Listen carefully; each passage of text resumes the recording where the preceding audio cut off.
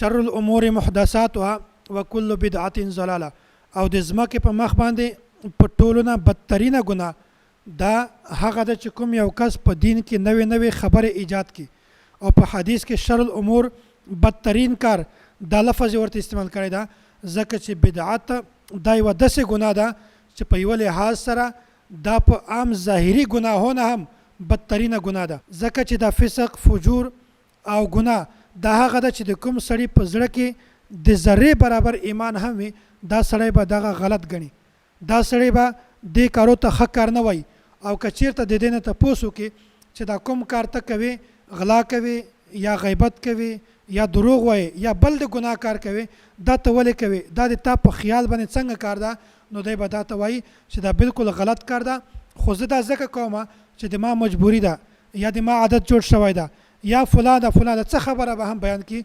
خو چې کله دا سړی مسلمان په زړه کې ایمان وي نو دا سړی به دا کار کله هم ټیک نه ګڼي، وایي چې دا کار بالکل غلط ده خو د ما مجبوري ده.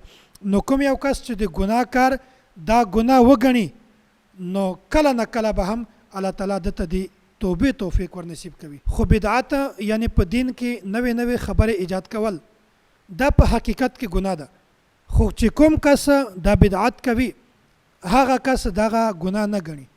که چېرته د دې نه تپوس وکړلی شي چې دا کوم کار ته کوي دا د تا په خیال باندې د تا په نظر کې دا څنګه کار ده، د ګناه وال کار ده که د ثواب وال کار ده، نو دی به تا ته همیشه دا خبره بیانوي چې دا کار د ثواب کار ده، دا د ګناه کار کله هم نه ده، ځکه چې دا سړی دا کار ثواب ګڼي، ګناه نه ګڼي. او کوم سړی چې د ګناه کار ګناه ګڼي نو دا چې کله هم توبه وباسي الله تعالی به معاف کړي. خو چې کوم سړی د ګناه کار ګناه نه ګڼي بلکې په دې باندې ولاړ وي چې دا د ثواب کار ده، دا سړی به توبه هم نه وباسي، الله تعالی به دی دته د توبې توفیق هم نه ورکوي او د ګناهونه به هم نه معاف کېږي. دې وجې نه رسول الله صلی الله علیه وسلم دا خبره بیان کړې ده چې په ټولو ګناهونه غټه ګناه دغه ده. شر الامور محدثاتها کل بدعة ضلاله. دا داسې ګناه ده چې دا سړی دا ګناه ګڼي نه، چې یو سړی ګناه نه ګڼي د دغه سړي به توبې طرف ته ذهن نه ځي. دې وجې نه رسول الله صلی الله علیه وسلم دا خبره بیان کړې ده خیر الهدي هدي محمد صلی الله علیه وسلم.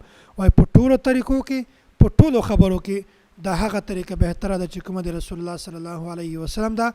او په دې نه بغیر چې کوم سړی په دین کې نوې نوې خبرې د ځان نه ایجاد کوي هغه د رسول الله صلی الله علیه وسلم طرف نه وي، دا سړی بدعت کار کوي یا صحابه کرام په هغه باندې عمل نه وي کړی، دا سړی د بدعت کار کوي.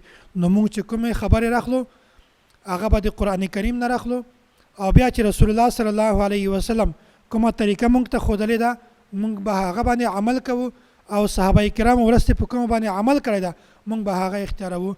او دې نه بغیر چې خلک په دین کې نوې نوې ځان ته خبرې راولي هغه د دین سره د شریعت سره هیڅ تعلق نه وي، هغه به موږ په ځان کې نه راولو، د هغو نه موږ تاسې ځان بچ کوو.